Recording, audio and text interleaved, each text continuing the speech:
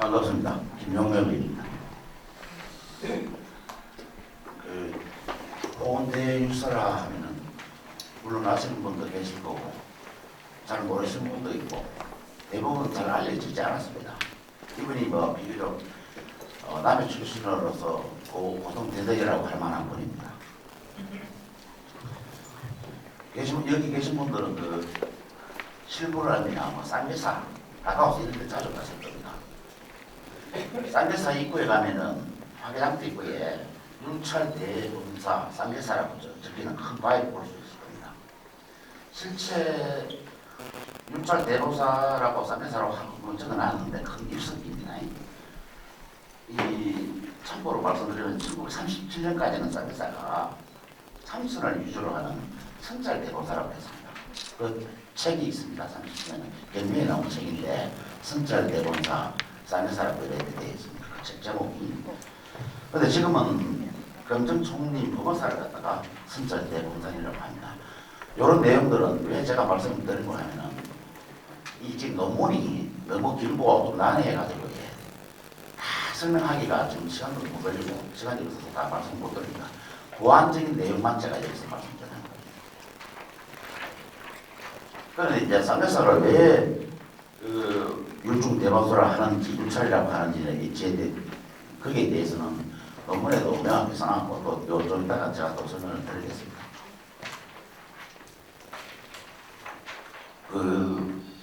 간단히 말씀드리면은 율찰이라고 하는 것은 쌍계사의 유학대학원이 1913년에 개원을 했습니다. 2013년에 개원을 했습니다. 그렇기 때문에 그렇게 하고 그 외에 부수적인 얘기로는 쌍계사와 비교적 가까운 칠부람에서 나중에 또 설명을 드리겠습니다만은 서상수배를 해가지고 해동 율사가 탄생한 곳입니다. 해동 율사를 하면 해동은 우리나라를 말하는 거 아닙니까? 해동 율사가 대원 율사라고 해서 거기서 서상수배, 그러니까 신비로운 기적이 있는 그런 수배를 받은 곳이 칠부람입니다. 그래서 아마 율찰대본산이라고 하지 않나 이렇게 저는 생각합니다. 그 다음에 하동군에서 과거에 화이불류라는 말을 많이 썼습니다. 어디 쌍계사 제국에 가면은 화이불류라고 써놓은 화이도 있을 것 같은데 그 말도 사실은 중용 10장에 나오는 말인데 이 말이 왜 하동군에서 이런 말을 자주 썼고 또 캐치프레이어처럼 이렇게 썼을까 이런 생각해 보면은 아마 율사가 태어난 곳이 칠보람이고 또 쌍계사에서 수도도 많이 하고 했기 때문에 하동군에서 좋은 말을 해서 이 말을 많이 썼던 것 같습니다. 제 생각은 그렇습니다. 그 다음에 홍원대사에 대해서 말씀드리면 이 홍원대사는 오늘 아침에도 제가 누구 보고 지방사라 하면서 지역사라 하면서 왜 남의 사람보다 현 사람을 이렇게 하느냐. 남의 사람이라 해도 과언이 아닙니다. 원적이 남입니다. 용수입니다. 용수고 이분은 1850년에 태어나서 1918년에 돌아가신 분인데 해동 우리나라 제6대 율사라고 인정받는 분입니다. 그 성취한 내용에 대해서는 논문에 다 있습니다. 논문이 있으니까 왜 이분이 해동 율사가 되고 제6대 대율사로 인정을 받는지에 대해서는 다 설명이 되어 있습니다. 지금 이제 이 홍대율사를 말하면 용문사를 말하지 않을 수가 없습니다. 이 용문사는 과거에 거의 폐허가 가까웠고 지금의 용문사를 있게 만든 분이 아마 홍원대사라고 생각합니다. 지금 그 용문사에 올라가다 보면은 부도군이 있습니다. 부도를 모아놓은 곳이 있는데 그 옆에 보면은 바위 위에 조그만한 비석이 하나 있습니다. 그 비석이 주창비입니다. 홍원대사에 있던 비석이고 또 전체적으로 보면은 우리 화암사에 가면 입구에 그 부도군 안에 홍원대사의 큰 비가 있습니다. 그거에 대한 상세한 사항도 역시 논문에 다 적혀 있고 또 상세한 설명도 되어 있습니다. 남의 신문에서 작년인가 한 두 번 홍원대사에 대해서 언급을 한 게 있습니다. 그러고 이제 여기 계신 김민숙 씨가 사목장 김민숙 씨가 이 홍원대사에 대한 연구를 해야 되지 않느냐. 이 남의 분에 대해서 너무 잊고 살아서는 안 된다. 이런 좋은 취지로 말씀을 하고 여러 차례 강조를 했기 때문에 제가 이 논문을 쓰게 된 거고, 이 논문에서도 상당히 좀 부족한 부분이 많이 있습니다. 그러면 이제 율사라는 게 뭐냐, 율이라는 게 뭐냐, 이렇게 우리 하면 생각하면, 우리가 대충 생각을 해서 일반인들이 율이라 그러면 법률 율이고, 또 일반적으로 불교에서 계율이라는 게 있는데, 계와 율은 엄밀한 의미에서는 조금 다릅니다. 그런데 이제 이 율사라는 분은 스님들 중에서도 본보기가 되고 계율을 잘 지키신 분이라고 생각하고, 본보기가 될 만한 분을 갖다 율사라고 합니다. 그런데 이제 이 해동 제6대 율사가 남의 출세라는 것은 여러분 자부심을 가지고 됩니다. 그런데 일반적으로 13대 진제 정정예도 계시고, 또 국산스님이 노국 이 사람에 오래됐죠. 오래되셨어요. 78년 됐지. 그러면 이제 이 호원대에서는 돌아가신 1918년이니까 딱 100년 정도밖에 안 됐습니다. 안 됐는데 이분이 왜 그러면 너무 알려지지 않았느냐. 이에 대해서 이분 자체가 교회를 중시하고 목소 수행하는 데 일중했기 때문에 자기 이름이 알려지거나 자기 젖을 남기거나 성직을 받거나 이런 걸 하지 않았습니다. 본인이. 그렇기 때문에 제가 이 글을 쓰기 위해서 만나본 과거 썼던 스님은 자장육사에 비견될 만한 분이다라고 이렇게 얘기를 했습니다. 그러니까 그렇게 대단한 분을 남의 자성분은 잘 모르고 계셔요. 지금부터라도 이런 분에 대해서 구체적인 상황을 다 아시기보다는 대단한 육사가 남에게 계셨다는 건 사실은 고원대사라고 좀 기억해 주시면 이 논문에 효과가 있는 걸 알겠습니다. 생각합니다. 율에 대해서 약간 설명드리겠습니다. 원래 쌤이 되기 위해서 여러 단계가 있는데 그중 수계식은 3, 4, 7정을 해가지고 10분의 스님 앞에서 수계를 받는 게 원칙입니다. 그런데 우리나라가 숭료불체 또는 일제시대를 거치면서 이런 전통적인 인식이 다 많아졌어요. 그래서 여러분 다 아시지만 현재 유명한 스님들 중에 10대 때 절에 가서 또 스님 되신 분이 많아요. 이분도 그래요. 16세에 농문사에 갔다가 능력을 배우고 스님 되셨어요. 그러나 우리가 이제 유명한 스님들에 대해서 말하기가 그래서 그렇지, 사실 그 당시에 경제적으로는 경제 현실이 너무 어려웠습니다. 그 살기 쉽게 말해서 어려웠는데 10대 때 절에 간다는 것은 얼마나 먹고 살기가 어려웠겠냐. 그래서 노력을 하고 자기가 수양을 하고 노력을 하고 교육공을 많이 하시고 이러면 유명 고성대덕이 되고 그랬습니다. 그런 분들이 실제 우리나라에 많습니다. 그 이유가 전통적인 수계의식이 깨지기 때문에 그렇습니다. 전통적인 수계의식, 일본만 하더라도 스님이 되기 위해서는 정확한 절차를 거쳐가지고 스님 수계를 하고 스님에 대한 도첩을 발행합니다. 그런데 우리나라에서는 그동안에 보면 암암리에 또 내가 아는 스님이 오락가고 스님들이 어디 있었고 또 그래야 되는데, 사실은 전체적으로 보면은 이 정확하게 스님이 되는 절차가 일정해야 되고 공통적이어야 됩니다.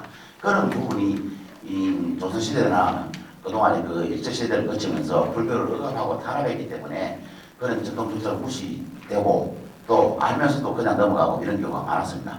그럼 지금부터라도 이제 우리가 전통적인 수배 의식을 만들자. 내가 실제 일부 절에서 그렇게 하고 있습니다.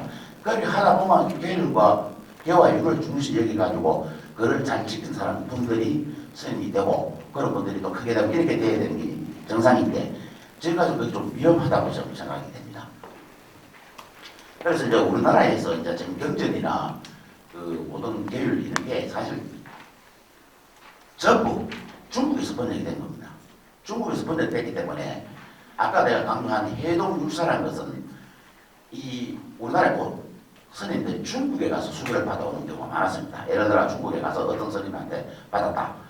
이래가지고 이렇게 하고 또 그 경들도 전부 중국에서 원래 번역이 됐던 거고 또 그걸 또 복강하던 일이기 때문에 중국에서 번역된 게 대부분이기 때문에, 그런데 우리나라에서 자생적으로 서상 수교를 받고, 말하자면 좀 이따 설명드리겠습니다만 이 대율사가 되신 분이 대연율사라고 그 논문에 다 나와 있습니다. 그분이 칠부람에서 서상수계를 받은 분입니다. 그러면 서상수계라는 것은 또 뭐냐?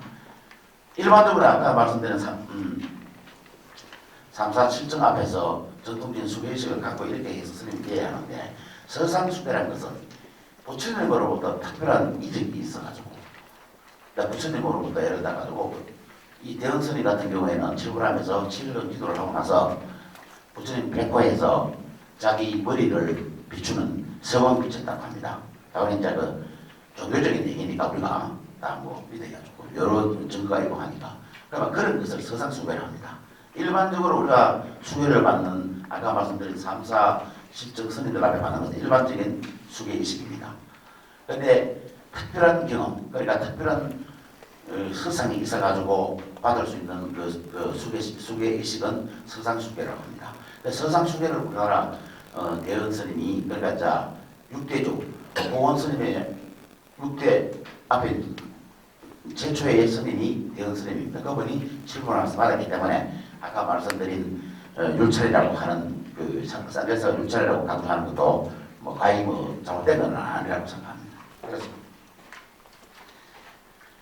개와 율은 보통 이제 개나 율이라는 것은 보통 비슷한 의미로 통용이 됩니다. 사실상. 그런데 나누었으면 이제 다른 말이고 엄밀히 보면은 어원과 의미가 다릅니다. 개라는 것은 부처님이 제자에게 가르친 도덕 규범이라고 그리고 불자라는 당연히 지켜야 할 것입니다.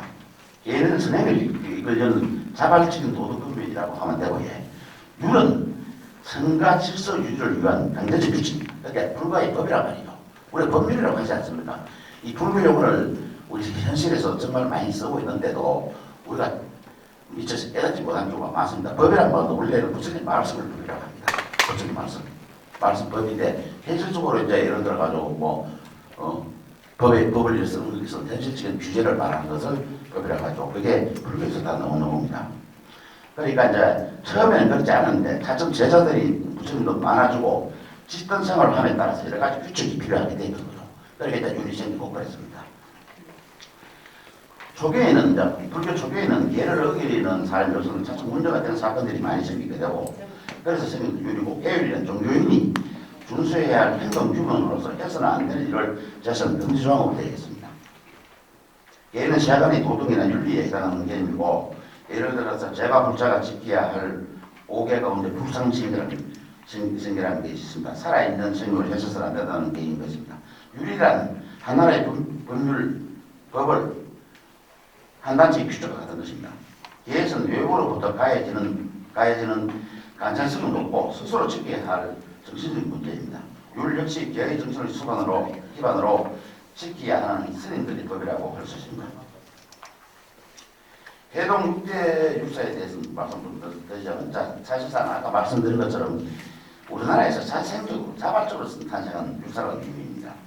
우리나라에서 지금까지 중국의 고성을 따르고 중국의 고성에서부터 서상수배를 받아온 분들도 몇 분 있으면 많은 스님이라는 게 있는데 그런 스님보다 우리나라에서 자생적으로 발생한 이런 스님들이 좀 더 존경을 받아야 된다고 저는 현실적으로 생각합니다. 우리나라에 본격적으로 율법이 전례한 것은 신라 자장율사입니다. 다 아시죠? 그 통도사에 금강계단이 있는 그때 갖고 온 그 불사리로 그 금강계단을 만들었던 겁니다. 그때가 636년 제자 10명이 당나라 청량산 문수보살 앞에서 기도하고 가사와 사리를 받아왔답니다. 이분도 결국 자장율사 중국에서 가서 받아옵니다. 이때 진시살로 통도사 금강계단을 만들었고 이 율법이 조선시대의 억불 정책에다가 일제시대 강점기를 거치면서 거의 사라지다시피 했고요. 이에 따라 이제 떠있는 분들 우리나라에서도 자생적인 율사를 탄생하게 하는 게 어떻겠냐 이런 일을 있는 가중에 제가 논문에서 언급한 대한 율사입니다. 고한 율사가 6대 있죠. 그분이 됩니다.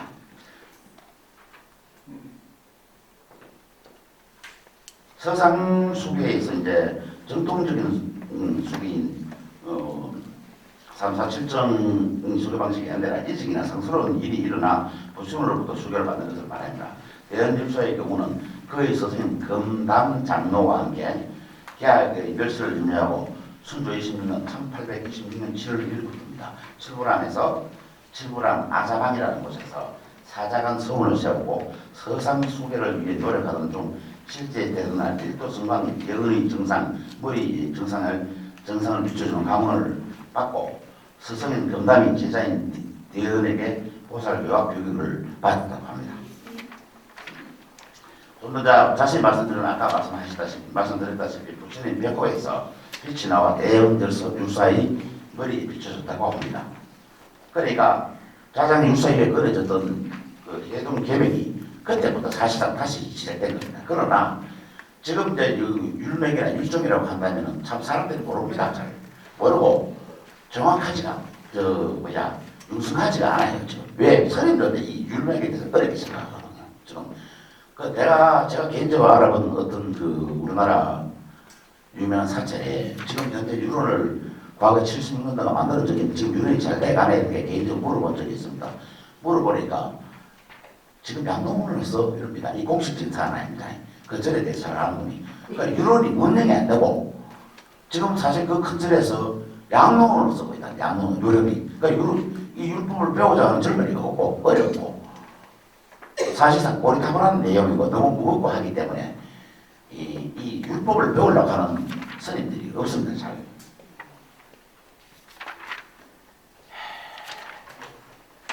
그래서 이제 다시 이제 호원율사로도 이제 얘기가 돌아가면 이 호원율사는 1850년 9월 29일 원양은 서면 가입부에서 들어갔습니다. 지금 현재는 어떤가 하면은 화당 화력이 있는 자리입니다. 1919년 그 행정구역 개편을 하면서 저게 원양문이었습니다. 지금 말하자면 우리 화동 노량이 원양문 서면이었습니다. 지금 화동군을 뺏겼죠 저게.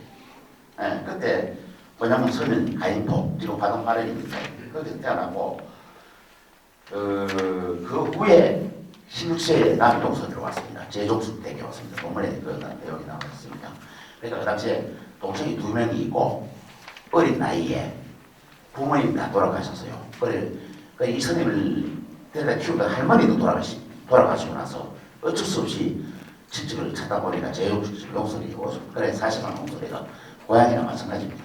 그래서 용설에 있다가 두 동생 중에 한 분은 배를 타고 돌아가셨어요. 돌아가시고 이 한 분만 이제 불교에 드시고 또 상당히 이 스님은 태어날 때부터 약간의 그 이직이 있었습니다. 울지를 잘 않고 머리가 곱슬머리고 머리를 묶고 다니고 절에서 난 종소리에 아주 민감하게 반하는 이런 기록들이 있습니다. 그래서 아마 뭐 태어날 때부터 그런 이직이 있었던 것은 스님으로의 길을 열어준 게 아니냐. 그게 계기가 되지 않았나. 그래 가까이 용수를 했었고 그 당시 용수의 사정은 지금보다는 형편이 좀 어려웠겠죠. 주로 이제 소련 놈들이 많았고 사전, 그러니까 사찰에 논문 같은 것을 수작하는 경우가 많았답니다. 그리고 보통 그 근처에 사신 분은 잘 아시겠지만 그 호구산에 나무하러 많이 갔을 겁니다. 아마. 그 나무하러 갔으니까 가다 보면 절에도 이제 들리고 이러니까 스님들 눈에도 저 친구는 좀 스님으로서는 앞으로 차이 좀 있어 보인다는 듯 아니면 능력이 있어 보이는 이렇게 생각해서 이분을 스님을 입적시켰을지는 모릅니다. 그래서 좌우당간에 다음에 독수리에 오셔가지고 제정숙 집에 있으면서 척성이라고 하는데 척성은 친척이 되는 스님이라는 뜻인데 내 척성을 갖다가 이걸 어떤 방법인지 발휘 되지 못하십니다. 근데 이 문제가 이 스님은 기력이 없습니다. 너무 기력이 없습니다. 다른 큰 스님들처럼 말씀집이라든지 일대기라든지 이런 게 없고요. 단편적으로 그 당시 언론, 일제시대 언론이나 약간의 기록, 지금 만난 통보라고 다 아시겠지만 동문사에 있는 스님들의 기록이 있습니다. 이 수필로서는 필본이라고 할 수 있죠. 그 필본에 아마 그 호원스님 필자가 좀 남아있다고 생각되는데 만년 통보가 번역이 안 되고 있습니다. 용문사하고 관계되는 분들이 오셨나 모르겠는데 이게 말씀드리고 싶은 것은 만년 통보가 단순한 불교의 기록이 아닙니다. 그 당시 시대 상황이 좀 나옵니다. 그러면은 돈을 들여서라도 만년 통보나 아니면 그 여러 가지 그 중원기, 중창기 등을 지금 번역을 하고 이 활자를 실어놔야 됩니다. 현재 지금 제가 가보니까 그 중수기가 있는데 거기도 호원스님이 나옵니다. 아까 말씀드렸다시피 지금의 용문사가 있게 된 것은 이 호원선임 덕분입니다. 전부 중창을 다 했는데 그 중수면에 중창기에 보면 중수기 현판이고 지금 손님들 들어간 강당이 좀 걸려 있습니다. 있는데 세금 발행이나 말씀에 좀 있으라 건설을 모아를 볼 정도가 되어 있습니다. 그러니까 보존 처리하는데 조그만한 것은 돈이 얼마 안 듭니다. 그리고 뭐 나중에 내가 말씀드리려고 했는데 호원선 용문사 정도에서는 이 호원선임에 대해서 기념관 같은 걸 조그맣게 그 사실을 갖다가 기념관을 하고 이렇게 하면 되는데 만약에 내가 그 기념관 정도를 한다 해도 이분에 지는 자료가 없기 때문에 돈을 없어요. 연금도 없습니다. 지금. 근데 제가 알기로는 그 전원에 의하면 그 용문사 대원길에 호원대에서 영정이 있었답니다. 그게 어느 날 없어졌답니다. 그러니까 이게 이분에 대한 기록은 사실은 없는 거랑 마찬가지입니다. 그러니까 전부 새로 발굴을 해야 되고 또 그렇지 않으면 그 당시에 이 호원선생님 돌아가실 때 그 일어난 여러 가지 이적 현상, 관광이 비추고 뭐 소리가 나고 이런 것을 보도한 내용이 있거든요. 신문에 일제시대 되고 일본말로 대거되고 모르척된 그 신문들이 그런 것을 갖다 놓고 또 그걸 좋아했던 음경실이라도 갖다 놓고 이렇게 해서 약간의 기념관 차도 한잔 하지마 이런 것도 계셨구나 이 정도라도 했으면 좋겠는데 아직까지 전혀 없습니다. 다랑 비석 하나에 모든 세계에 비슷했습니다. 좀 그런 상황입니다. 그 다음에 이제 그 이분하고 어차피 논문에도 많이 언급됐습니다. 능은경에 대해서 조금 말씀을 드려야겠습니다. 능은경은 뭐 불교계에 있는 분들 잘 아시고 교과서 같은 경전입니다. 물론 뭐 도안경이나 연화경 등 이런 것은 일반인들이 많이 알려져 있습니다. 우리가 또 내용도 많이 아시고 능은경은 사실상 다소 좀 생소합니다. 총 10권으로 되어 있고 책은 원래 원명은 억수로 깁니다. 옛날 책들이 다 그렇습니다. 긴데 줄여서 제 끝말만 가지고 능경이라고 합니다. 이 능경도 일반적인 경전처럼 서본, 정종본, 유통문으로 구성되어 있습니다. 그 중심적인 내용은 열애장사성이라고 합니다. 열애장사성이라고 하는데 이것도 어려운 말입니다. 열애장이란 열애의 씨앗을 갈무리 하고 있는 창고라는 의미죠. 장이라는 창고라는 것을 의미합니다. 중성에는 본래 깨달을 수 있는 불성의 씨앗을 간증하고 있다는 그런 뜻입니다. 이게 중성적 누구에게나 열애장처럼 본성을 깨달을 수 있는 그런 자격이 있다. 이 말씀입니다. 그러니까 제1권에서는 칠처 진심이라고 주제를 해가지고 마음은 어디에서 얻을 수 있는가를 밝히고 있고요.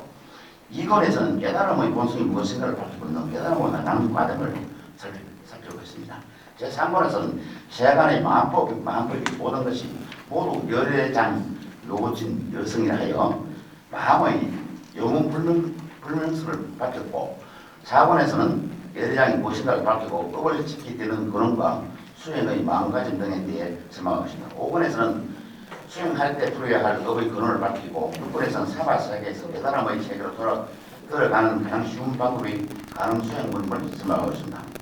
이 부분은 이제 법학경 관계 우리나라 관음신앙의 기초에 크게 영향을 주는 부분이고 7권에서는 핵달에 관한 주문인 능엄다리를 설명하고 제8권에서는 고사를 수행하는 단계로 57일을 설명한 뒤 7가지 중성의 생존 양상을 설명하고 있습니다. 9권에서는 말세의 중성이 수행하는 도중에 나타나는 50가지 마야에 대해서 밝혔으며 10권에서는 오음, 인간의 그 욕심이랍니다. 욕심 5가지입니다. 오음의 근원을 쓰라고 경을 마친 이 경의 공덕간에서 부원하고 있습니다. 그런데 이제 우리나라에서 이 능경은 화엄경과 법화경, 금강경과 더불어 많이 독점적가는 대신입니다. 그만큼 교리적인 신앙적으로 불교인들의 정서에 깊숙이 자리 잡고 있는 경전으로 혈을 쉽게 청진한 수행을 닦지 않으면 비록 일식이 깨달았다 하더라도 다시 망념의 살을 피게 된다는 것을 일설하고 있습니다. 스님의 교과서 같은 경전으로 우리의 허망한 망심을 없애고 참된 마음을 닦아 선선히 이루고자 하는 데 역할을 하고 있습니다. 그 풍부한 교리적 내용과 교리의 치밀한 전개 방식이 돋보이는 능경은 지난 수백 년간 우리나라 스님들이 교학 형성에 지대한 영향을 주었습니다. 그래야 능경은 현재까지 전통 방언의 주요 교재로 그러니까 교과서나 마찬가지입니다. 널리 학습되고 있습니다. 법망경이 또 나옵니다. 이 또 논문에 법망경이 나오는데 이 법망경도 또 제법 깁니다. 그건 생략하고 이게 불교의 신행을 규범으로 신앙의 근본 경전으로 사실 받아들이고 있습니다. 상하 이건중 상고는 석가모니 제4 성전에서 대종의 보살을 근본 신제를 말하라. 지혜의 광명을 놓아 한량 없는 공덕을 갖춘 노사나 불의 불국토인 일당세계의 광명궁에 앉아서 십주 십회양 십선 십지 등을 차례로 설하고 있습니다. 자, 마땅히 이제 이 스님들을 배워야 할 이 경전에는 우리나라에서 이제 이 하도말을 뽑아서 보살개론이라 합니다. 보살개론. 법망경 하고를 보살개론을 합니다. 근데 절에 가시면 보살개론을 많이 보셔서 합니다. 은혜행, 그래야 해설을 한 보살개론이 많이 있습니다. 절에 가면 해설 많이 나눠주고 있습니다. 언론에 난 얘기지만 며칠 전에 대한불교조계종 중앙총회가 전국 8대 총림이라는 하는 것은 좀 이따 설명을 드리겠습니다. 대충 생각하면 큰 틀을 말합니다. 8대 총림이 있습니다. 그런데 장성 배영사를 총림에서 제외하려고 해가지고 난리가 났습니다. 배양 지역, 전라도 지역에 있는 사찰이나 일반 민원들이 들고 일어났죠. 23년 만에 이제 총림 지정을 해제하고자 의결을 했습니다. 불교 조계종 중앙총회에서요. 근데 그게 이제 왜 제가 이제 배양사를 언급하는 거면은 한때 이 배양사에서 가보신 적이 없는 이 고대 육사를 배양사 계열로 구분했습니다. 저는 아닙니다. 원래 일본은 통도사 계열이라 해야 되고 아니면 화엄사 계열로 하는 것이 맞습니다. 그런데 배양사 계열로 하는 것이 지금 현재 제11대 수신스님이 배양사 계열입니다. 율사가 지금 11대까지 내려왔는데 제11대 율사가 도전 수신스님이 지금 배양사 계열입니다. 영화사에 들고 하는데 그래서 아마 그냥 대충 확인도 안 하고 이 공원스님을 갖다가 배양사 계열 스님으로 이렇게 구성했던 것도 있습니다. 근데 이제 보통 우리가 이제 종림이라 하는 것은 쉽게 말해서 성녀들이 참선을 할 수 있는 성원이 있어야 되고 변경 교육을 하는 강원이 있어야 됩니다. 강원. 그 다음에 이제 방금 말씀드린 율은 있어야 종림이라고 합니다. 우리가 흔히 이제 이 근처에서 볼 수 있는 건 송광사나 통도사가 배양사는 이제 고불 총림이라 하고 통도사는 영축 총림이라 하고 인사는 이인 총림, 송광사는 조계 총림이라 하고 이렇게 총림이 있습니다. 그러니까 대표적인 절이라 이 말씀이죠. 그런데 이제 이 총림이 있는 절 영축사 통도에서 앞에 들어가면 영축 총림이라고 써놨습니다. 크게 이렇게 대문을 만들어 해놨는데 총림의 가장 높은 스님을 방장이라고 합니다. 방장. 우리가 흔히 절에서는 절의 최고 높은 분을 주지스님이라고 하는데 거기서는 총림에서는 방장스님이라고 합니다. 어마어마하게 높습니다. 저희들이 찾아가면 방장스님들 잘 안 맡아줍니다. 산천별을 해야 또 만나주시는 것 같고 그렇습니다. 그래서 이제 그 이유는 뭔가 하면은 배영사가 총림에서 바로 11월 11일입니다. 중앙종회에서 총림에서 탈락한 이유가 서홍스님이라고 아실 겁니다. 서홍 큰 스님이 생존 시에만 총림을 인정한 이런 규정이 있었답니다. 그런데 서홍 스님 돌아가신 지 오래되고 하니까 너는 이제 총림이 아니다 이렇게 되는 거예요. 그래가지고 지금 현재 우리나라 전반적으로 보면은 이 총림에서 율법에 대한 강조, 율사에 대한 강조를 하고 있으나 그게 너무 미미합니다. 사실은 미미한데 야 어디 출신이든 공원스님뿐만 아니고 이 개명을 이어가지고 배강사 쪽에서 지금 율맥을 이어가고 있습니다. 그래서 아까 말씀드린 11대까지 수진스님이 지금 하고 있다는 그런 말씀입니다. 그 다음에 이제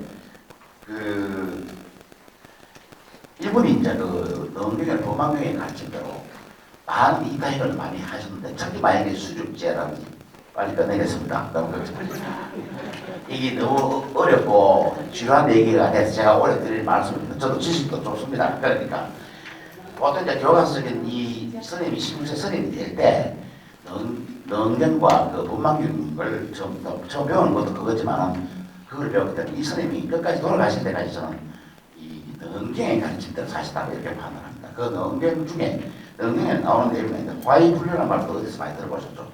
이것도 하단골에서 썼습니다. 지금은 좀 아닌 것 같은데 과거에 화학산업물이라고 하면 무조건 화해 분류를 썼습니다.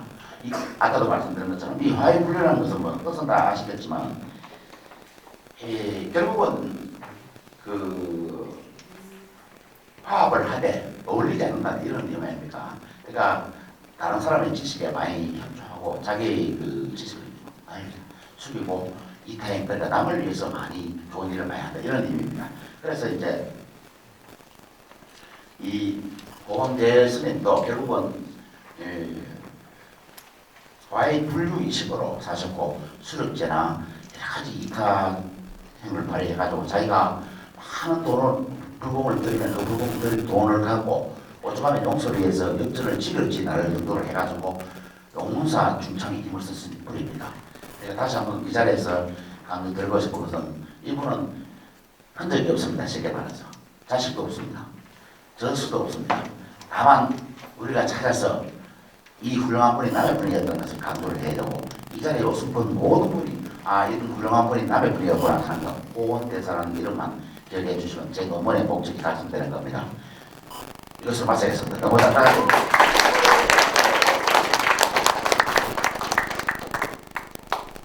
고원대 열사 사상과 행정연구에 대해서 김용혁 선생님 연구를 많이 하셨는데 제대로 다 말씀도 못 하시고 시간이 없어서 죄송합니다. 다음에 이주제 가지고 한번 전체적으로 해보겠습니다.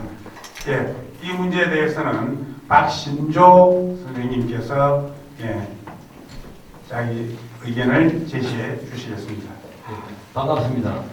저는 그 고원율사의 종정선입니다. 그래서 오늘 저는 좀 바라는 마음에서 저 질문 아닌 질문을 제가 하겠습니다. 아까 만년통과라는 말씀을 하셨는데 이 만년통과는 용문사에 1704년부터 1956년도까지 사찰내에 이루어진 큰 일들을 기록하고 또한 우리 남해 지역의 지방사가 기록되어 있는 아주 중요한 문화재입니다. 경상남도 문화재 자료 351호입니다. 그런데 이 중요한 자료가 문화재가 아직까지 번역이 안 됐다는 것은 상당히 아쉽고 안타까운 일입니다. 그런데 지금까지 만년통호를 비롯해서 율사에 관련된 자료가 아까 우리 김용혁 의원께서는 별로 없다 그랬습니다. 제가 찾아보니까 상당히 많더라고요. 그런데 단지 아쉬운 거는 이제 책을 자기 이름으로 쓰지 않았다.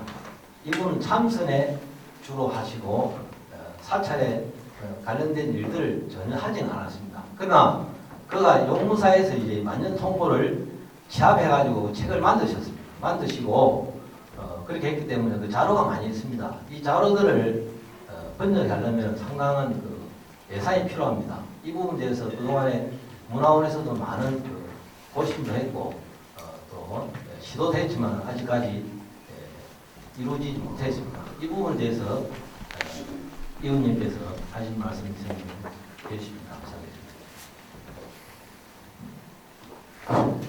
예, 고맙습니다. 좀 쉬운 걸 물어보세요. 너무 어려운 걸 물어보세요. 근데 이제 그 번역을 해야 되는 필요성을 저는 충분히 느끼고 있습니다. 아까 제가 말씀드렸다시피 이 다른 큰 선생님들에 비해서 자료가 너무 없는 것은 사실이고요. 그건 단편적인 사실입니다. 어쩌면 유사에 대한 기록은 아주 단편적으로 나와 있습니다. 그런데 만년통보 용어사에 있는 선생님들이 기록이 있습니다. 그런데 거기에는 보면 그 시대에 대해서 시대 정황도 적혀 있고 하기 때문에 우리 근대사나 뭐 과거사를 좀 연구하실 분들은 그 책을 번역하면 참 좋습니다. 근데 필요성은 많이 있는데 이 돈을 보면 이제 굉장히 문제가 생깁니다. 그런데 여기 계신 또 두 분 또 부위원님이 최원이죠. 부위원님들이 계시니까 아마 협조를 좀 잘 해 주시리라 믿고 지역사를 발표하는데 아마 이 기록은 완벽한 번역을 해야 된다고 생각합니다. 그거 말고도 조숙이나 뭐 그 안에 용사에 스님과 관련 안 된 그런 간단한 자료들이 많이 있습니다. 근데 아주 큰 돈은 아니고 어느 정도만 들이면은 충분히 그 지역사를 좀 더 정리하는 도움이 될 만한 글 내용인데 앞으로 그 좀 노력해 주시기를 바라겠습니다. 제가 뭐 저도 많이 노력하겠지만 그 필요성을 누구보다도 잘 알기 때문에 그러나 이 제가 예산 집행을 제가 할 사람이 아니라서 제가 여기 위원장님 오신 의원님들한테도 내가 부탁을 드리는 거 많이 노력해 주십시오. 예산 확보를 위해서. 네, 부탁드립니다. 네, 부탁드리겠습니다. 잘 부탁합니다. 네, 그리고 이제 사실 뭐 상당히 어려운 이 부분 김용민 씨께서 이것을 잘 끼워주셨는데 사실 뭐 구슬 스마라도 깨어야 고배라고 첫 걸음을 시작했으니까 앞으로 많은 협조가 되실 거라 보고 한 가지 더 제가 질문을 드리겠습니다.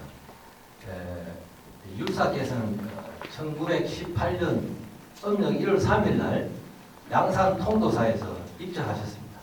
그런데 입적하신 후에 7일 동안에 밤을 밝히는 아주 그 밝은 빛을 발하고 또 그 소문이 나가지고 상당히 그때 당시에 화제가 되었습니다. 이것을 재석학인 석전 한영선님이 매일신보에 1918년 3월 17일, 19일, 21일 이 3회에 걸쳐서 혼서백 입적 후 서상에 대하여라는 제목으로 연재를 했습니다. 그때 당시에 얼마나 그런 큰 화제가 되었으면은 그 매일신보에 일면 기사에 3일 동안 기록했겠습니다. 거기 보면 이제 7일 동안 그 불이 밝혔고 그 다음에 1년 후에 사리탑을 세우는데 그때 당시에도 밤에 불이 반감을 했고 또 불의 함사에 그 탑전에서 반감을 하면서 또 아름다운 소리가 울려서 그때 주지 스님이신 진진흥 스님 이분은 이제 대강백입니다. 율사의 계제자이고 그런데 그분이 이거는 자장 율사 이후에 최고의 율사다 이래가지고 거기 기적비라 해요. 기적비를 세웁니다. 그 기적비가 함사에 있는 보온 대율사비입니다. 그렇듯 아주 그때 당시에는 아까 말씀드린 대로 기록을 남긴 것은 많이 없습니다. 그런데 제가 사찰이나 이런 데 알아보면 행화를 제작했다든지 불사했다든지 이런 부분이 상당히 많이 있습니다. 단편적에 대해서 그걸 책으로 논문을 쓰기는 상당히 어려운데 우리 의원님께서 잘 해주셨고 그래서 부도가 지금 찾지를 못하고 있습니다. 양산 통도사에도 들어갔지만 어디 있는지 찾지 못하고 또 용무사의 그 진정인 영정이 있었습니다. 영정도 도난을 당하고 없습니다. 그런데 제가 생각할 때는 이분이 7일 동안에 반감을 했고 그런 소문이 나서 상당히 이슈가 있었기 때문에 그 도난 당한 거하고 여기에 무슨 연관이 있지 않느냐 그런 제가 의심을 해봤습니다. 이 부분에 대해서 우리 연구인께서 혹시 연구해 보신 게 있다든지 하시면 말씀해 주시면 감사하겠습니다.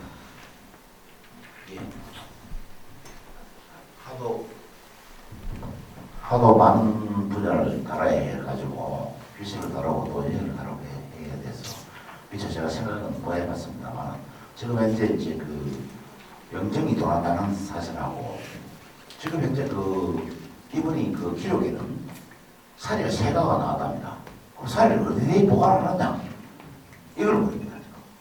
그런데 이제 탑들은 세워졌는데 사례를 어디에 보관했냐? 사례를 함부로 만지기도 힘들 텐데 어디에 보관했냐? 이게 지금 이해합니다. 그런데 이걸 밝히려고 노력을 하고 여러 군데 좀 알아봤지만 어렵습니다. 그래서 이제 일부 통도사 박물관 학예사나 이런 분들이 하는 얘기가 아마 스님 돌아가시고 나서 사례가 나오기 분명하면은 그 지역 고향 쪽에 어떤 절에서 고생하지 않았나 사례를 이렇게 얘기를 하면서 하더라고요. 그런데 실제 용무사에 오랫동안 주석을 하셨는데 용무사에는 흔적이 없습니다. 없고 오죽하면 태화까지 영정까지 잃어버릴 정도였으니까. 그런데 이제 일반 자범이 들어와서 대웅계에 있는 영정을 훔쳐갈 수도 있고 좀 오래돼 보이니까 또 그럴 수도 있습니다.